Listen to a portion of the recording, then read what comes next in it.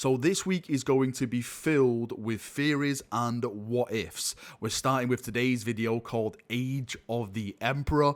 Now, I just want to say before we jump into what other theories we're going to discuss, this is all related to the Godblight book. I did a spoiler video about that a couple of days ago. If you haven't read Godblight, if you're currently reading Godblight, then please leave this video now because it's going to be packed full of spoilers, and all the other videos that I'm going to be doing this week are going to be packed with spoilers as well. So please leave now. This is your first and only warning. As I stated, this video is dedicated to the Emperor, but I'm also going to do a video dedicated to Mortarion and the potential of him returning to the light side of the galaxy. When I say light side, returning to the Imperium, being forgiven by the Emperor, turning his back on Nurgle. And I'm also going to be doing a video on Rebute. Rebute actually becoming empowered like a god, embracing the faith and using that faith to strike down chaos. Now let's get back to what this video is all about, the Emperor and the age of the Emperor, as I like to call it. The reason why I'm calling it the Age of the Emperor is because it's just a little play on words with Age of Sigmar. Age of Sigmar, you know, Sigmar's around and stuff, leading all that stuff. So I thought it'd be pretty cool to call it Age of the Emperor. It's just me having a little bit of fun. Now, the big spoiler from Godblight is that Matthew delivered a message to Rebute before he died. And that message was that the Emperor is waking. He's stirring from his 10,000 years of slumber. The reason why the Emperor is waking up is because when Chaos made the Great Rift that split the Imperium in half, it just didn't split the Imperium in half. It released a psychic energy, elevating even the weakest of psychers to some of the most powerful of psychers. So we all know that the Emperor himself is the most powerful psyker. So what effect is that going to have on the Emperor? This is the effect that we're seeing now, is that it's helping him stir from this eternal slumber. Chaos has made the Great Rift to damn the Imperium, but it also could be the savior of the Imperium in the same breath as well. Now, it does state that the Emperor is not ready to rise from his throne as of yet. He actually needs Rebute's help. The Emperor has basically manipulated the events to bring Rebute back. So in turn, he would find a way to bring the Emperor back as well. Rebute Gilliman at this moment in time is the Emperor's only hope. Mankind's only hope. It actually says he must guide the return of the Emperor of mankind. Now, Rebute still doesn't see the Emperor as a god. He sees him as something else now. There's a whole new subject in play in Warhammer 40,000, and that subject is faith. Faith is this brand new thing that, well, it's always been there in the background, but it's made to be a new type of power source now. The faith in the Emperor has made the Emperor into something else. The Emperor wasn't a god during the Great Crusade, but now, with all the faith, all these billions, you can argue trillions of people believing in one individual, has empowered him into godhood. It's also mentioned that that is actually working with the Primarch as well. Again, this is going to be another video for the week, since all those individuals are believing in not only the Emperor, but his returned son. The faith may be affecting Gilliman and empowering him with powers. Now, before we actually get into the subject of what could happen if the Emperor actually returned, because I think there's a fair few scenarios which could happen, Rebute actually asked the Call Inferior if it was possible to restore the Emperor.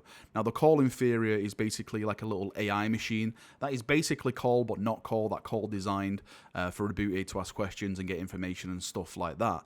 Now, the Call Inferior actually gave a cautionary advisement to the Emperor being restored. If it is possible to restore the Emperor, then what rises from the throne may be different than what sat on it, because the individual that sat on it is definitely going to be a different thing, different being, different person, different power that rises from that throne. Now, for argument's sake, we're just going to say that Rebute has been successful. He managed to bring the Emperor back. The Emperor has risen from the throne. He is fully healed. Let's just say that the Astronomicon has been fixed somehow as well. Maybe the Emperor and his energy waking up fixed it, you know, because we have seen the Emperor touch things before and heal them with a touch. So maybe he's done that. So the Astronomicon is fully working and the Emperor is able to walk around again. Again, this is just for argument's sake while we go down some theory holes. So the first thing I would probably say is that the Emperor is going to be very, very, very displeased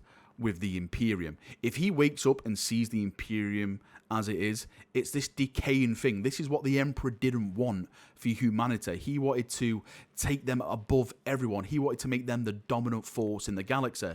If you're looking at it now, the Orcs are back, the Necrons are back, the Tyranids are a new threat. Humanity is on the brink, not adding the whole chaos shenanigans into the bag as well. So I think the first thing he would do is actually try to clean house. Now, he'd probably remove the High Lords. I know Gilliman came in and he tried to fix the High Lords, but I don't think the Emperor would be that sympathetic. I think he'll just get rid of it.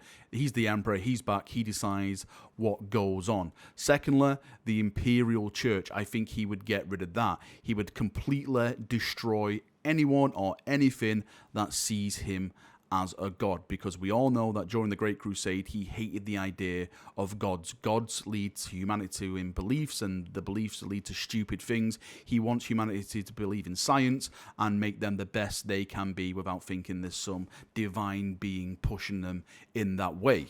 Now, the armies of the Imperium have already really rallied to Gilliman, and I'm sure the Emperor would be happy with that. Gilliman's doing the best he can do with the resources that he has, but I do think that the Emperor would add an extra layer to that, because that would inspire more. It would inspire like just a general person walking on the street to pick up a knife, to pick up a club and say, do you know what, I'm charging headfirst into the enemy because look at this golden beautiful figure in front of me. I am going to give my life for the Imperium. So I think the whole Imperium as a whole would raise up, and when you storm a hornet's nest or a bee's nest or whatever you want to bloody call it, and you really get all the workers and everything going, you're in for a bad time. That means when everything's coming for you, and I think this is what the Imperium could be then. Everyone raises up, everyone rises up, and it's just this storm of retribution which potentially could happen. Another thing as well, which I'll always say, is that I think the Emperor would personally then go on his own crusade to find the lost Primarchs, not the 2nd and the 11th Legion Primarchs. I mean the Primarchs that were at his side during the Horus Heresy / Great Crusade, which have since disappeared. The first one would probably be Lionel Johnson. We all know where Lionel Johnson is. Every single person watching this video will probably know where Lionel Johnson is. All you have to do is open your Space Marine Codex and look where the rock is. That is where the lion is. He's in his slumber. He's in his sleep. I think the Emperor would be the person be able to wake him up from that slumber. So you would have the lion back. When you're talking about Corax or Lehman Russ, apparently Lehman Russ went in to search for the Tree of Life, so he could be in the warp. We all know Corax was last in the warp because he was hunting Lorgar, so maybe the Emperor sends a psychic beacon or something to his sons, or he knows where he is because, of course, he is infused with warp powers, being a psyker and stuff like that, so he could easily lead a force to those Primarchs and bring them back into the fold. So you kind of get like scenario number one that's in my mind, where it's like the old Emperor coming back, trying to restore things as they were, trying to fix things, getting his sons, or so-called tools, as you know a lot of people say, even the Emperor says they're tools actually, back to his side to wage war against Chaos and all the other foes in the galaxy. But I think there is also another scenario, and this was mentioned, as we mentioned before, like the thing that went on the throne is possibly not the thing that comes off the throne.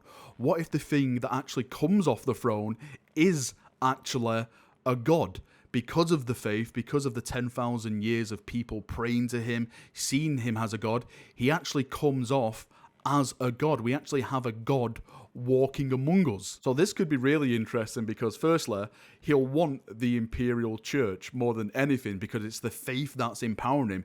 If anything, I think he'll crack down on it more. Everyone has to believe that the Emperor is a god. If you do not believe the Emperor is a god, then he will smite you from afar. Maybe Rebute has some kind of emotional torn on this because he's never seen the Emperor as a god. You know, he's thinking like, my God, Lorgard actually really got to him. You know, this is not the father that I knew. This is a complete different thing that is raised from the throne, as the Calling Fury said, and gave him, you know, the warning that, you know, this could be something else. This is that something else. So what is Gilliman got to do in this situation? Is he going to stand up to the Emperor and say, you are not a god, there is no gods, you're just as bad as Chaos itself? Or is he actually going to bow down and say, yes, you are a god, thus that means that I am a son of a god?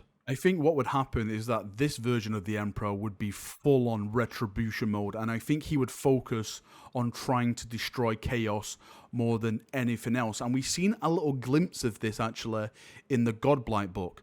While Rebute and Mortarion were in the Plague Garden, Rebute was basically taken over by the Emperor. He was possessed by the Emperor, and the Emperor spoke to Mortarion. Again, we'll get into that in Mortarion's video next week. But he also spoke to Nurgle himself. He actually burned the Garden of Nurgle, or a part of it. He actually wounded Nurgle in his own realm, and he actually told Nurgle that this is actually a warning. Once the warp and the materium actually existed in balance, and now for too long the Chaos Gods have tipped the scale in their favor, and the Chaos Gods will understand that not only the warp is capable of pushing back, the Chaos realm is not real. Only will is real. That's what he actually says. And none can match the Emperor's will. And that's when he says, you know, I'm going to come for you. I'm going to burn you. I'm going to destroy everything. And I think that is what we'll see in this type of version of the Emperor. This burning retribution. This monster, more or less, going to kill Chaos for what they have done over the last 10,000 years. And also what they did with his plans during the Great Crusade / Horus Heresy. Whatever happens, I do think it's an interesting time. I did love the Godblight book. I love the little hints of the potential Emperor returning. Do I personally think he'll return anytime soon? I will say no. I don't think this is like a type of end time scenario. I've always stated that I don't think 40k needs that type of scenario because 40k is selling well. I think the only reason why we saw end times in Warhammer Fantasy is because of the sales figures, and 40k is not like the old Warhammer Fantasy world. So I don't think we'll ever see the end times. I think it'll just be hints to the Emperor slowly returning, just to give our heads a little twist, just to keep us on the edge of our seats. Anyway, Chaperonios, thank you for coming. Thank you for watching. As always, it's been fun. It's been emotional. If you've got any thoughts or predictions, ideas, theories, anything like that on the Emperor's return, what potentially could happen, what you'd like to see him to do, then post it down below and we'll have a nice little talk about it down there in the comment section as we always do. See you now. Have a great day and bye-bye.